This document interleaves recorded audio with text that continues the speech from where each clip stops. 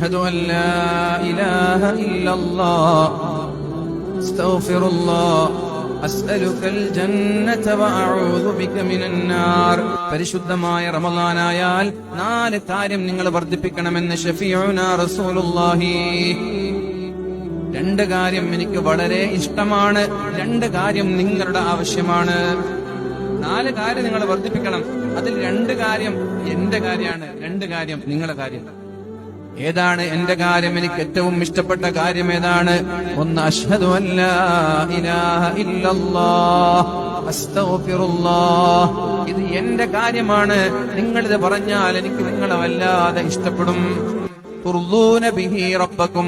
നിങ്ങളുടെ അല്ലാഹുവിനെ, റബ്ബിനെ ഇഷ്ടപ്പെടുത്തുന്ന കാര്യമാണ് 2 കാര്യം. മറ്റേത് 2 നിങ്ങളുടെ കാര്യമാണ്. അസ്അലുകൽ ജന്ന. പടച്ചോനെ എനിക്ക് സ്വർഗ്ഗം തരണം. ഇത് അല്ലാഹുവിന്റെ കാര്യമല്ല, ഇത് ഞങ്ങളുടെ കാര്യമാണ്.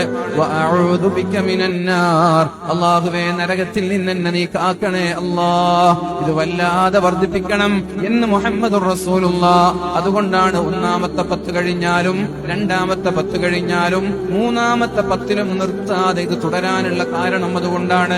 അതുകൊണ്ട് ചൊല്ലിക്കോളൂ, അഷ്ഹദു അൻ ലാ ഇലാഹ ഇല്ലല്ലാഹ്